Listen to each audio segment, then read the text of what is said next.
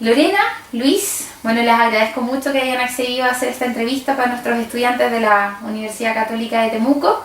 Vamos a hablar hoy sobre salud mental, vamos a hablar acerca de todas las estigmatizaciones, marginaciones o las fuerzas como hegemónicas que influyen en lo que conocemos hoy día. Y ahí queremos conocer su opinión a partir de su experiencia también y el trabajo que han hecho en este ámbito. Lo primero que les quiero preguntar es, ¿qué consideran ustedes que ha influido en los tipos y la cantidad de diagnósticos de salud mental que tenemos actualmente? ¿Qué condiciones sociales o qué condiciones de poder consideran ustedes que han influido en lo que conocemos actualmente como las patologías de salud mental? Bueno, primero te agradezco que nos hayas invitado para esto. Y bueno, voy a iniciar diciendo un par de cosas que tienen efectos políticos. Me parece que en principio tenemos dos maneras de posicionarnos frente a los diagnósticos y frente a la hegemonía o frente a los juegos de poder. Una es que podemos hablar a partir de las referencias que están en función de la tipología clínica, es decir, del ámbito psiquiátrico, y si nosotros podemos hacer una crítica hacia eso, y entonces va a quedar, las referencias van a quedar en función de la tipología clínica. O podemos hablar también a partir de una referencia en donde no haya tipología clínica. Es decir, a veces se puede criticar mucho a la tipología clínica, pero va a estar en la referencia. Entonces esto lo que va a hacer es que las respuestas van a seguir referenciando o va a seguir siendo el centro, la clasificación.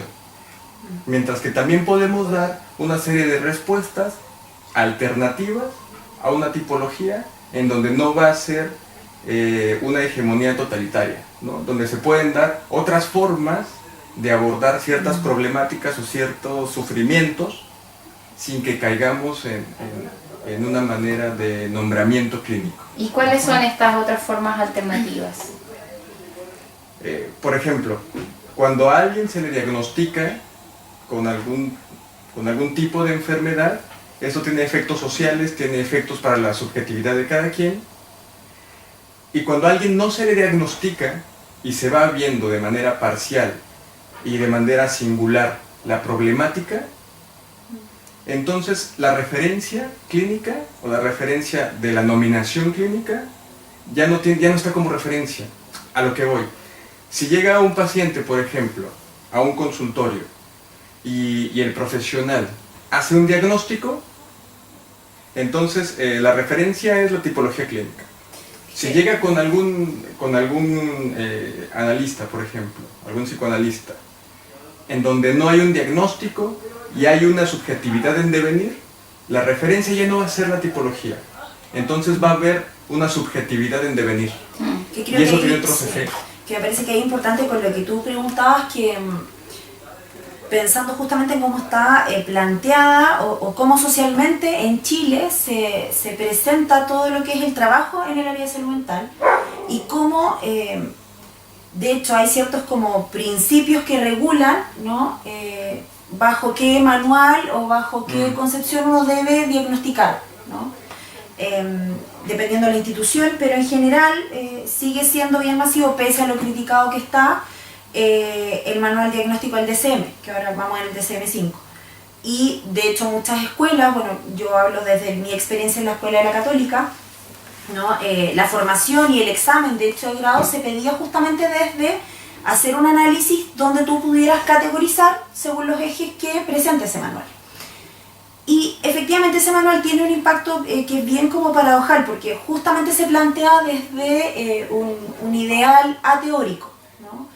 Que la idea justamente es que te permita como esta idea de poder hablar todos un lenguaje común, ¿no? Incluso entre, no sé, psiquiatras, psicólogos, ¿no? Distintos profesionales de que estemos en el área de la salud mental. Pero por otro lado también eso tiene la contraparte que en este afán de teoría es como un afán bien vacío finalmente, porque claramente la mirada o la comprensión que tú puedas tener del fenómeno que se está rotulando de cierta manera va a ser distinto, ¿no? Y ahí es justamente como lo importante de en Chile generar, y bueno, que se ha ido generando como estas discusiones o la mirada que hay detrás de lo que podemos nombrar depresión, de lo que podemos nombrar esquizofrenia, ¿no? Pero también tiene la contraparte en el impacto social, que el DSM es un manual que está disponible en internet, la gente se mete, claro, que dice el diagnóstico, la gente se mete y pasa muchos ahora, ¿no? Que llegan y se presentan desde ahí. No desde yo soy depresiva, claro, yo soy bipolar, ¿no? Con el diagnóstico Exacto, y como si eso diese cierta identidad, ¿no? Entonces desde ahí como, ahí me parece que viene como la problemática, una de las problemáticas importantes que estamos atravesando hoy día, ¿no? Que para muchas personas ya el rótulo, ¿no? Viene a ocupar un lugar identitario, ¿no? Desde donde las personas se nombran y tienen un lugar en la sociedad. Ahora, eso mismo que tú mencionas, ¿qué efecto tiene desde el punto de vista de la construcción social?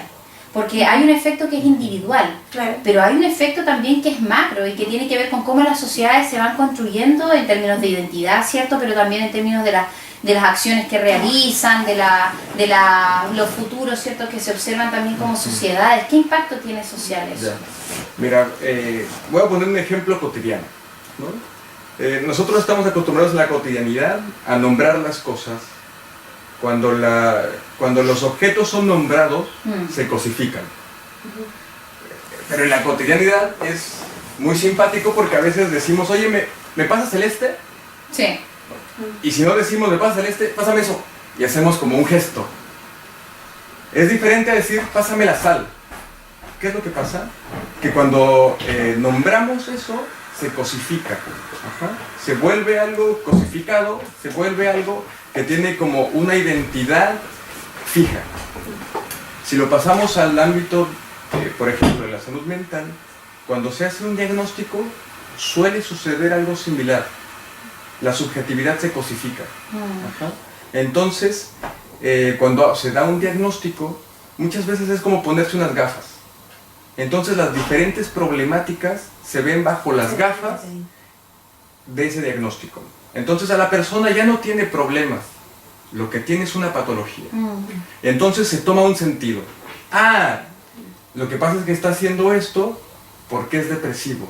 Está haciendo esto porque es psicótico. Está haciendo esto porque es tal. Sí, a diferencia, permíteme un segundo, a diferencia de que cuando hacemos el gesto, ¿qué es lo que pasa? Hay movilidad. Hay un devenir. Ajá. Hay movilidad en la acción. Hay una dinámica movible que se vuelve otra cosa. No se vuelve un ente, no se vuelve una cosa, no se cosifica, sino hay algo que está en relación. Cuando se trata a diferentes problemas parciales, por ejemplo, esas gafas no existen. Entonces eso ya tiene, digamos, efectos en la familia, en primera instancia, tiene efectos para la persona y su modo de comportarse, y tiene efectos sociales. Sí, a mí me parece con eso que, de lo que preguntabas tú, como creo que de los principales impactos que efectivamente de esa individualidad pasa como un impacto que uno ya empieza a ver, cómo efectivamente se va, el diagnóstico tiene un poder bien importante, ¿no? Sí, efectivamente en el lugar que esa persona ocupa en la sociedad, ¿no? En términos laborales uno lo ve muy potente, ¿no? De una persona que tiene el peso de un diagnóstico, por ejemplo, esquizofrenia, pensando justamente en que la psicosis, un poco tomando lo que decía Luis, ¿no? Me parece que ahí también es importante aclarar, al menos desde la psicología, que efectivamente hay distintas líneas de formación que efectivamente tienen miradas muy distintas de lo que se considera un diagnóstico, ¿no? Entonces desde ahí eso es súper importante porque obviamente el diagnóstico, como decía antes, del manual de psiquiatría y todo, es algo que si bien es ateórico se utiliza mucho y justamente muchos psicólogos desde ahí nominan de esa forma, ¿no? Desde otra posición que es la que compartimos nosotros y un poco lo que Luis trata de plasmar con esto del devenir, ¿no? Creo que es importante que no se trata de no nombrar las cosas, ¿no? Porque efectivamente si tú te encuentras con una persona que está atravesando una problemática de la línea, por ejemplo, la psicosis o de presentar algún tipo de brote que uno dice se requiere hacer, instalar a la familia, ¿no? Como poner a otros ahí en la intervención, creo que tiene que ver con el modo de movilizar el lenguaje y lo que se puede decir respecto a lo que le está pasando a la persona, ¿no? Y desde ahí el impacto social me parece que va a ser justamente el pensar que uno no está interviniendo solo en su línea. ¿A qué voy con esto? En mi trabajo, por ejemplo, que yo trabajo en un programa de gente que ha vivido situaciones de delitos violentos con niños, justamente cuando a mí del 100% de niños que atiendo, más del 70% está con diagnóstico de hiperactividad. Y ahí tú ves que efectivamente el impacto que eso tiene y la lógica de poder que eso trae, porque en los colegios, por ejemplo, el sistema de colegios en Chile tiene toda una planificación donde tiene cierto cupo, ¿no? de niños que pueden estar en un plan de integración, ¿no? Y desde ahí es bien loco lo que se genera, ¿no? Porque hay cierto número de niños que tienen que ingresar a eso y a través de eso el colegio también recibe un subsidio, o sea, hay toda una lógica ahí que hace que tengamos que pensar que justamente el diagnóstico tiene un impacto en toda esa línea, ¿no? Y efectivamente, con muchos niños tú te encuentras que están con esos rótulos, que de partida la hiperactividad ya es un diagnóstico que ni siquiera tiene como... hay muchas investigaciones y no hay algo que la hiperactividad se sostiene desde el DSM, ¿no? Entonces, justamente de algo teórico, ¿no? Entonces no tiene ningún fundamento que permita leer qué está mostrando esa problemática. Pero hoy en día en Chile, la mayor cantidad de los niños está bajo ese rótulo. ¿Y qué implica? Implica que los colegios, por ejemplo, me llegó hace poco una mamá tratando de cambiar un colegio y el colegio le hacía firmar una carta donde la mamá tenía la obligación de medicar al niño y bajo esas condiciones de medicarlo y que si el colegio veía una problemática y la llamaban, ella tenía que retirarlo sin poner ningún problema, ¿no? Eso como el criterio de admisión a un colegio, ¿no? Entonces ahí tú ves que justamente el entramado social, el entramado educacional se va regulando desde lo de diagnóstico que ni siquiera tienen, no son un diagnóstico responsable, por decirlo de alguna manera, ¿no? Es que ahí pareciera ser, o al menos pienso que pareciera ser más relevante el diagnóstico y la medición asociada al diagnóstico que la propia persona en su historia, en su subjetividad, ¿cierto? Y incluso en su tratamiento desde lo que esté coherente con el diagnóstico o no. Claro, porque lo que pasa es que cuando se hace un diagnóstico o un rótulo, de suyo trae dos consecuencias. Uno, trae una consecuencia causal y una consecuencia pronóstica. El diagnóstico en sí mismo. Ajá. Entonces, el diagnóstico instaura unas bases teóricas a partir de una normalización que instaura de dónde son las bases para tener ese diagnóstico. Y al mismo tiempo instaura un posible pronóstico hacia dónde ir. Cuando uno hace prácticas en devenir, que son las prácticas que al menos cierto tipo de psicoanálisis instaura, la causalidad se vuelve una parcialidad. Es decir, se empieza a ver la subjetividad, se empieza a ver, digamos así, los pequeños problemas, los pequeños conflictos que hay. Y el pronóstico va a ser incierto, va a introducir una incertidumbre. Entonces son cuestiones políticas bien divergentes, porque en unas políticas estatales, ¿cómo insertas la incertidumbre? De hecho, desde lo institucional, y desde lo institucional no solo sanitario, sino que a lo mejor educacional, ¿cierto? Políticas laborales, cómo instalar la incertidumbre, o a la familia incluso, que también vivimos en una sociedad que está acostumbrada a necesitar y obtener el diagnóstico, la medición, la respuesta, ¿cierto? Inmediata. Y que la gente justamente te lo demanda, ¿no? Claro. Y aparte de demandarlo, también me parece que es como...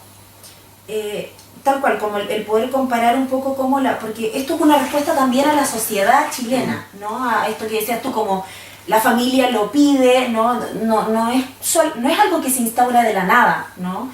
El hecho de que efectivamente funcionemos justamente en esta lógica como de lo objetivable, ¿no?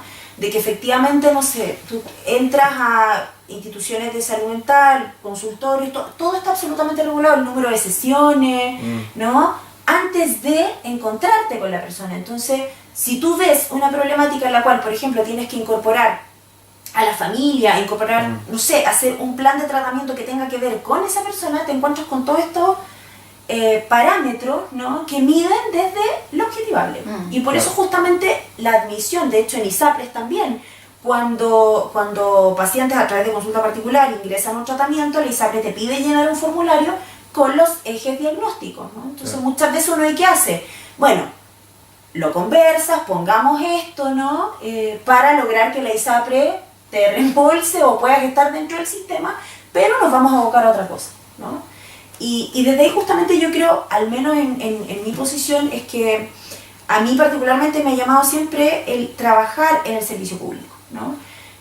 Creo que están todas estas problemáticas siempre instaladas, ¿no? Sí. Porque efectivamente la institución te va a pedir resultados, ¿no? Y va a tener que hacer mediciones de eso, pero me parece que uno dentro de eso puede hacer con eso, ¿no? Puedes manejar ciertas formas que te solicita la institución de dar cuenta de tu trabajo, dar cuenta de la patología. Un poco ¿no? ser más estratégico también. Exacto, porque si no creo que quedamos absolutamente fuera y eso tampoco sirve, ¿no? Pero sabes que me surge como el cuestionamiento. ¿Qué condiciones de nuestra sociedad piensan ustedes que ha hecho que nos transformemos en una sociedad que busquemos esa objetividad a toda costa?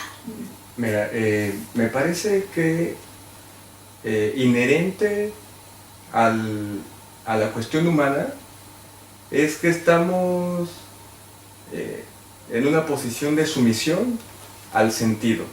¿A qué me refiero con esto? Las cosas que nos den sentido comandan nuestras vidas. Hay una frase muy linda que se llama algo así como que soy de la idea, ¿no? Yo recuerdo a mis abuelos decir, yo soy de la idea de que. ¿Qué significa eso? Que mi subjetividad está atada a tal idea. No es que yo tenga esa idea, al contrario, Claro. esa idea me tiene a mí. Está impuesta un poco. Está impuesta, digamos, socialmente, ¿no?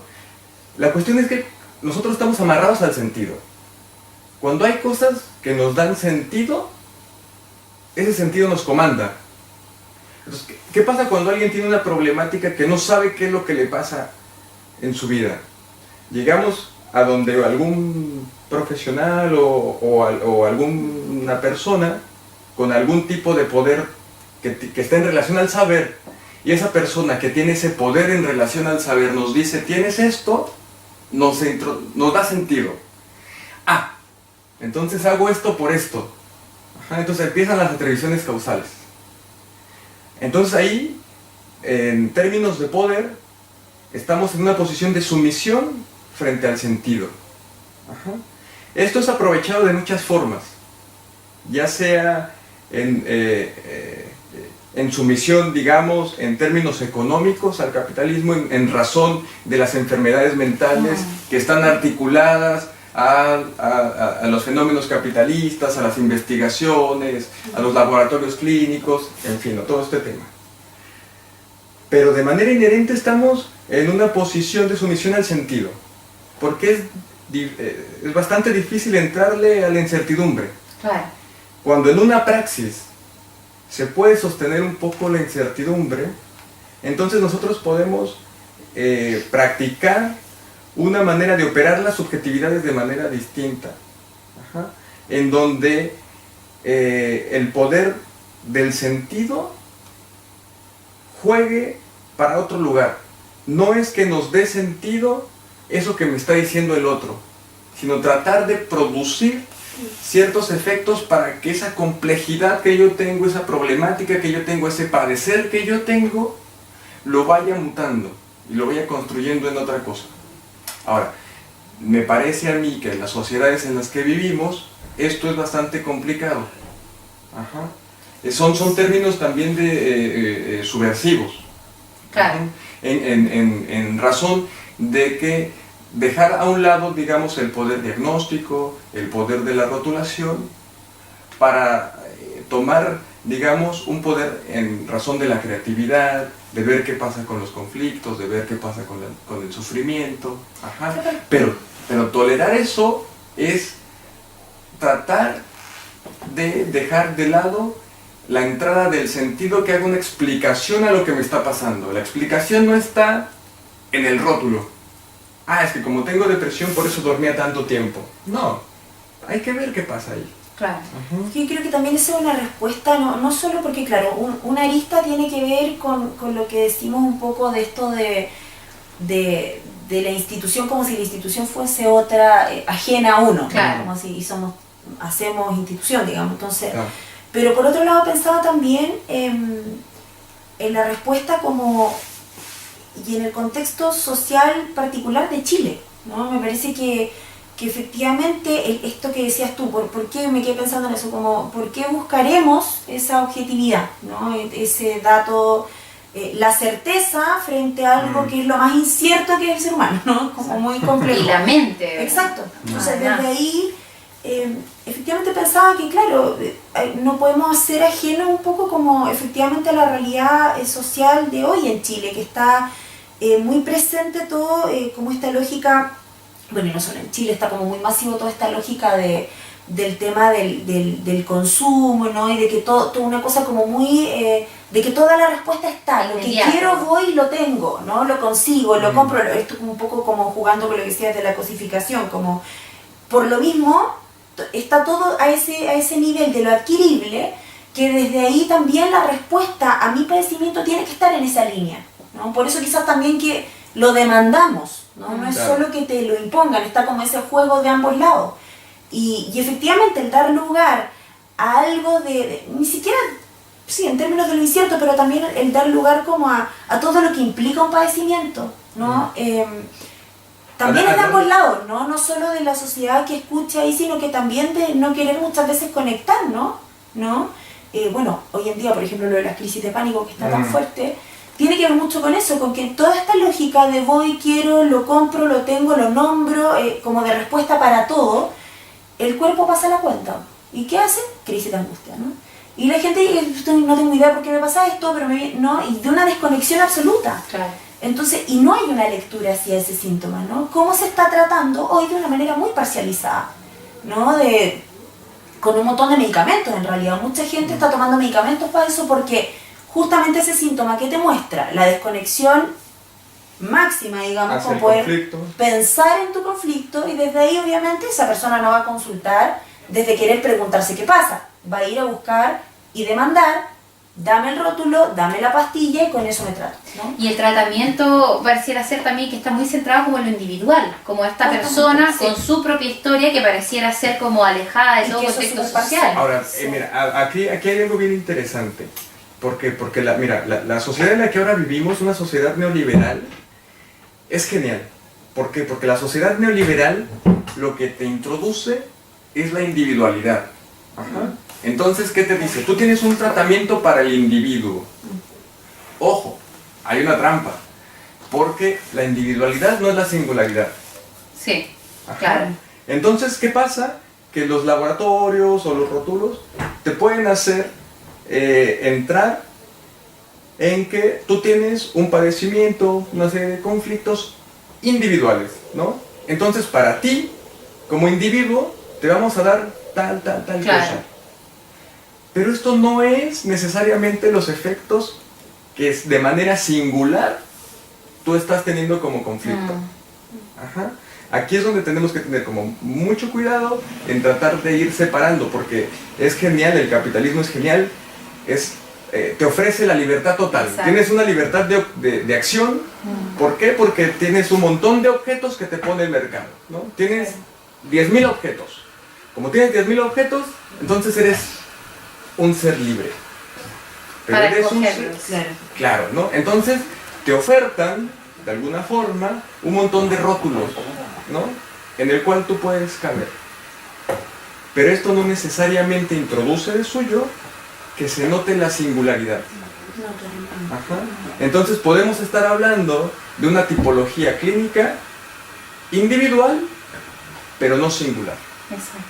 Sí, no, súper interesante porque en el fondo es el juego, ¿no? Es el juego también que se impone para poder esconder dentro de este liberalismo y dentro de este individualismo el estar centrado en tus pensamientos, en tus deseos, pero claro, hay toda una diferencia con la singularidad como tú mencionas. Y porque Mira, por ejemplo, lo singular se juega en relaciones dinámicas, ¿no? Pero lo individual no. Claro. No, y aparte me quedé pensando en esto que decías, porque justamente no se trata de, o sea, cómo abordar la complejidad que trae una problemática que por más que sea, tal cual, el ejemplo muy claro, que sea un individuo el que porta ese diagnóstico, ¿no? Un niño el que tiene un trastorno de hiperactividad. En general, justamente ese trastorno lo que está mostrando es una conflictiva de muchos, ¿no? Familia, ¿no? Y que el niño porta el síntoma, digamos. Hasta sociedad. Exacto. Claro. Justamente, entonces te pone toda esa problemática y que ahí tienes que justamente la intervención, ¿no? Ir poniendo en movimiento eso, ¿no? Ir buscando un lugar que te permita justamente reflexionar en el conflicto. No tiene que ver solamente con psicólogo, paciente, ¿no? Creo que también uno tiene que ver que justamente esa intervención o lo que haga uno, o lo que diga uno con ese padre, con esa madre, en la coordinación con profesionales, porque también eso es súper importante. Muchas veces acá en Chile operamos como si cada profesión tuviese su cuadrado, ¿no? Como acá trato yo esto, otro trata esto, entonces te llegan personas que van neurólogos, psiquiatras, kine, terapeutas, psicólogos, y tienen un desorden, ¿no? Y los profesionales no nos hacemos cargo de eso, no nos hacemos cargo de decir, si lo está tratando un psiquiatra de este hospital, me coordino, ¿no? Veo la posibilidad de una reunión, podemos tener lenguajes distintos, pero hay que buscar ciertos puentes que permitan a esa persona en su conflicto poder visualizar las distintas aristas que tiene la problemática, porque si no nos quedamos justamente en esa lógica parcial, ¿no? Como esto acá, esto allá, o los psicólogos no intervenimos en lo social, cuando todo lo contrario, o sea, estás todo el tiempo justamente por el poder que tiene el mismo lenguaje y el decir ahí, desde un diagnóstico o desde indicaciones que podáis dar, o sea, estás tomando como directrices ahí que las personas que sí tienen un impacto muy potente. No, y ahí además dividimos al ser humano ficticiamente para beneficio nuestro, Claro. para el beneficio del profesional. Tú divides al ser humano en ciertos ámbitos que tienen que ver con lo que estudiaste, tu grado de expertise, que no representa necesariamente la forma en que está ocurriendo en la persona. Aparte, otra cosa que pensaba que creo que es súper importante para lo que estamos hablando es el tema de la marginación. Me parece que en Chile la salud mental al menos está como, si bien han habido movimientos, pero a ver, digamos que las opciones para internación, digamos, y esta lógica sigue estando bien presente, ¿no? Como bien marginado el mismo fenómeno de los niños, ¿no? De niños en hogares, residencias, ¿no? Como esta lógica de que es una problemática que está, pero de la cual me desentiendo, ¿no? Y por lo mismo el cargar con un rótulo así para esas personas te deja absolutamente fuera de, ¿no? Desde posibilidades laborales, ¿no? Desde las mismas personas decir, chuta, es que si tengo esto no voy a poder hacer esto, ¿no? Como que no hay... Y el sistema de salud no está pensado justamente como para integrar, por el contrario. A mí me parece que funciona mientras margine. Funciona desde la exclusión. Exacto, funciona desde ahí, porque eso y eso trae todo un negocio también, ¿no? El negocio, bueno, de los fármacos, ¿no? De la clínica, la ISAPRE, o sea, hay toda una lógica acá que va más allá de pensar, por eso decía mi práctica, en el 1 a 1, ¿no? Como que esto está instaurado en todo un entramado que impacta, ¿no? Y lo pensaba justamente por... Nosotros fue en el periodo que estuvimos en Argentina, la lógica ahí de la salud mental con pacientes graves de la línea de la psicosis es absolutamente distinta, ¿no? O sea, la figura del acompañamiento terapéutico, donde las personas están en su cotidiano, en su casa, van profesionales de la salud y los acompañan en su cotidiano, ¿no? La integración, por ejemplo, también de niños con necesidades especiales también es en su contexto, 1 a 1, pero con el grupo, o sea, es otra lógica y eso lo financian obras sociales, ¿no? Que vendría a ser acá el ISAPRE, que acá el ISAPRE en términos de salud mental no cubre casi nada, ¿no? Entonces ahí ya tenéis como un está fuera del sistema, ¿no? Y la cobertura es principalmente desde lo económico, o sea, tampoco hay una preocupación por el seguro de salud, como funcionaría la ISAPRE, de preocuparse desde el tipo de atención, está No, la preocupación solamente de la cobertura médica. Ahora, chiquillos, y para ir finalizando, considerando todo este panorama que hemos conversado, ¿qué sugerencias o propuestas consideran ustedes que se debieran incorporar en la política pública en nuestro país para poder abordar esta temática de salud mental? Mira, yo creo que en principio habría que hacer una diferenciación entre la fragmentación y la parcialidad. Si nosotros seguimos observando a alguien que tiene sufrimiento a partir de diferentes especialidades, vamos a producir una fragmentación de una persona. Ajá. Una persona que tiene fragmentos de sufrimientos a partir de un tipo, y además se le pasan otros, y luego otros, pensando a una persona como algo total, como un ideal. Si nosotros empezamos, por ejemplo, a ver que las personas somos parciales, es decir, que tenemos una parcialidad en el trabajo, una parcialidad en la familia, una parcialidad en la escuela, no es lo mismo una parcela que un fragmento, porque un fragmento nos lleva inmediatamente a pensar en un todo. Una parcela no. Cuando uno tiene una parcela, es una parcela, es una parte nada más, y no tiene nada que ver con la otra. Si uno va introduciendo esta manera lógica de las parcialidades, la marginación va disminuyendo. ¿Por qué? Porque cuando un rótulo es introducido en una persona a manera de diagnóstico, es un fragmento de la persona que se vuelve un todo a la persona, ¿no? Entonces, esa persona que tiene nombre y apellido, se le pone otro apellido que es el del rótulo. ¿Por qué? Porque estamos pensando en un todo. Cuando pensamos en una lógica de las parcialidades, una persona que está triste, no depresiva, por ejemplo, en razón de sus relaciones de pareja, que ahora pasa bastante, no necesariamente se va a marginar para lo laboral. Pero cuando introducimos el rótulo de depresión, ¿qué pasa? Que se va marginando, no solo en la cuestión, por ejemplo, de pareja, ¿no? Se lo va haciendo también de familia, se lo va haciendo también para lo laboral, ¿no? Y va un poco tiñendo todos los ámbitos de la vida. Claro. Ahora, las políticas públicas, ahí tendríamos que empezar a ver cómo instaurarlo. Me parece a mí que esa es una gran pregunta, porque las políticas públicas son para un todo.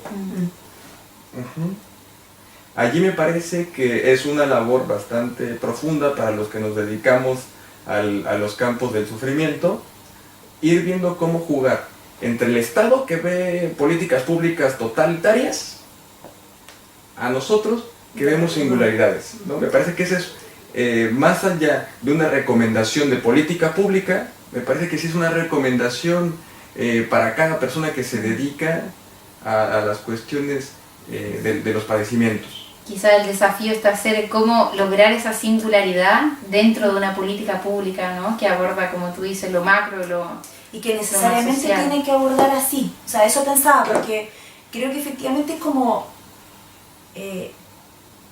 que quería aprovechar esta instancia justamente en que creo que la respuesta a eso, en parte, porque uno a veces se ubica como viéndolo algo absolutamente ajeno, ¿no? Como que otros lo piensan, otros lo deciden, y nosotros casi que lo padecemos, lo criticamos, ¿no? Estamos ahí, qué sé yo, cename, los sueldos, ¿no? Así, siempre, ¿no? Pero creo que es súper importante darse cuenta que justamente el poder escuchar y movilizar algo ahí implica y nos hace parte a cada uno de los que estamos en eso, ¿no? Como que la política pública en ese sentido se va construyendo. El que queramos mostrar que un lineamiento de intervención, por ejemplo, ¿no? Porque, no sé, por ejemplo, donde yo trabajo está, y como todas las instituciones tienen sus lineamientos, ¿no? Su protocolo base, digamos. Claro. Entonces te define por tipo de delito, tipo de intervención, número de sesiones, qué sé yo. Para que uno pueda dialogar con eso, tiene que mostrar en su trabajo que hay ciertas prácticas o ciertos modos que no responden a eso, ¿no?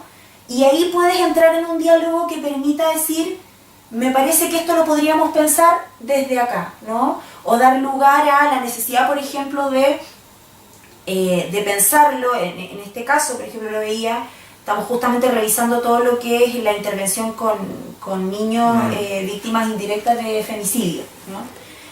Y que el femicidio como tal, como política pública, está súper separado, ¿no? Muy parcializado, es como que hay todo un protocolo de intervención para víctimas de femicidio, para los niños. Y ahí justamente queda la intervención con la familia, por ejemplo, queda absolutamente aparte. No hay hoy día cómo poder abordar la problemática, porque como no lo toma supuestamente por protocolo de intervención Sename en un primer momento, está como listo, niños a terapia reparatoria, pero ¿qué hacemos con esos adultos, ¿no?, que vienen a hacerse cargo ahora y a cumplir este rol parental ahí? Entonces vemos que hay distintas problemáticas que involucran que no sea ámbito salud, ámbito subsecretaría de seguridad pública, ¿no? Entonces está fuera de salud, sino que tenemos que poner a dialogar también distintas instituciones que permitan armar justamente esta intervención más macro, ¿no? Y que no deje esta cosa como por parte, ¿no? Y que finalmente ellos se sientan absolutamente sobreintervenidos y confusos y terminan desertando de los tratamientos, ¿no? Desertando, o por otra parte, en el ámbito de salud pasa mucho lo policonsultante, ¿no? Claro. Como que van por un síntoma, 6, 8 sesiones, listo, vuelven por otro. Entonces, poner a dialogar eso creo que es súper importante para que efectivamente se pueda visualizar que el decir son 8 sesiones, parece que no. ¿Por qué?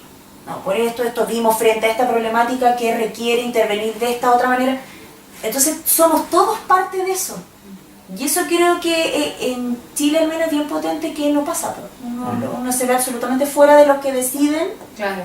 ¿No? Y... Sí, en ese sentido me parece a mí como bien importante que no hay que dejar en manos del Estado lo que nos corresponde a los que estamos en contacto con el padecer, ¿no? Si bien son bien importantes las políticas públicas, los dineros que entran a todas las instituciones, la legislatura inclusive, me parece que tomar una posición de espera frente a las políticas públicas o lo que el Estado pueda parecer sería estar en una revolución. Y con revolución me refiero a una revolución, es decir, dar una vuelta completa para llegar a lo mismo. Eso es una revolución, no. Me parece que hay que ser un poquito más subversivos a eso y hacernos cargo nosotros. Hacernos cargo nosotros para poder incentivar prácticas subversivas en donde cada uno de los rótulos que vemos que están afectando, me refiero a la familia, afectando al paciente, afectando a las personas que sufren, para que muten de alguna manera o para que hagan una vida más vivible. En ese sentido me parece sí una invitación a que cada quien se haga las preguntas pertinentes para que desde su práctica, ¿cómo hacer? No esperar que llegue el cambio macro, sino que desde antes ya podemos hacerlo. Nosotros tenemos que pensar sin el Estado. ¿A qué me refiero con eso? Tenemos que pensar que hay un Estado que hace políticas públicas, como decía hace rato Lorena, y con esas políticas públicas nosotros tenemos que hacer. Nosotros tenemos que armar algo. Algo en función de una singularidad para que alguien que sufre, que alguien que tiene un padecimiento, se le haga más vivible. Y que ahí por eso yo quería agregar solamente que creo que es súper importante en esta lógica también que todos los que estamos, ¿no?, trabajando en esto, en el sistema público, me parece que es fundamental que demos cuenta de nuestro hacer. ¿No? Porque es fácil decir, no, es que esto se basa, por ejemplo, en el modelo cognitivo y entonces yo no practico eso. Bueno, pero da cuenta de tu práctica, ¿no? Da cuenta de tu práctica ahí y eso permite justamente que hayan esos movimientos en los planteamientos en cómo vamos a pensar entonces, ¿no?, esta problemática, ¿no? Este diagnóstico, este delito, ¿no? Porque efectivamente permiten una entrada al sistema y no podemos obviar eso. O sea, no es la gente muchas veces, no sé, lo mismo el GES, necesitan muchas veces cierta rotulación para acceder a ciertos derechos, ¿no? Pero el tema es que eso no se convierta en esto que decía, como en esta cristalización identitaria y social en torno a eso, ¿no? El poder darle movimiento implica justamente, bueno, demos cuenta de la práctica que permite que esa situación que permitió acceder a un tratamiento, ¿no?, tenga y tome otro sentido, ¿no? No se quede en eso, porque al final nos quedamos justamente en el rótulo finalmente, ¿no? Claro. Y bajo eso no hay mucho movimiento y a la vez nos quedamos sino en la mera crítica que tampoco en esta crítica que yo critico mucho, que es como estos profesionales que a veces hablan mucho de criticar las instituciones de la salud, pero lo hablan desde fuera porque no están dentro de, Claro. ¿no? Y la verdad es que es bien distinto No, trabajar hay en la experiencia consulta que tampoco. estar atendiendo nuestro caso en instituciones públicas. Sí, sí, de todas maneras.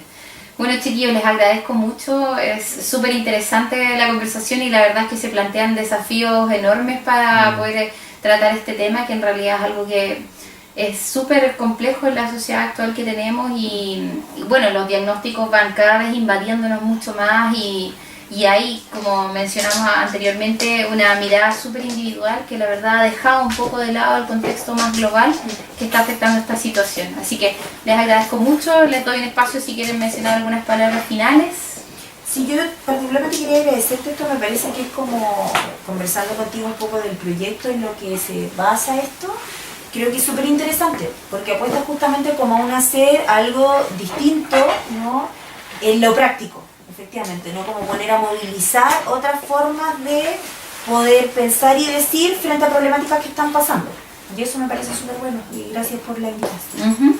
Bueno, gracias a ustedes también. Sí, que me parece bien interesante que se armen las preguntas acerca de los rótulos o de las nominaciones, ¿no? Mientras se abra la pregunta acerca del rótulo, ya se está haciendo algo.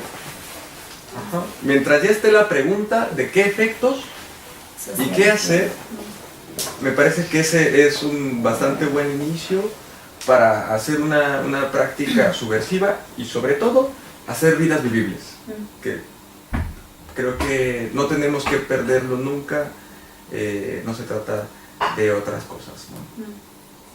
Muchas gracias, chiquillos. Gracias a ti.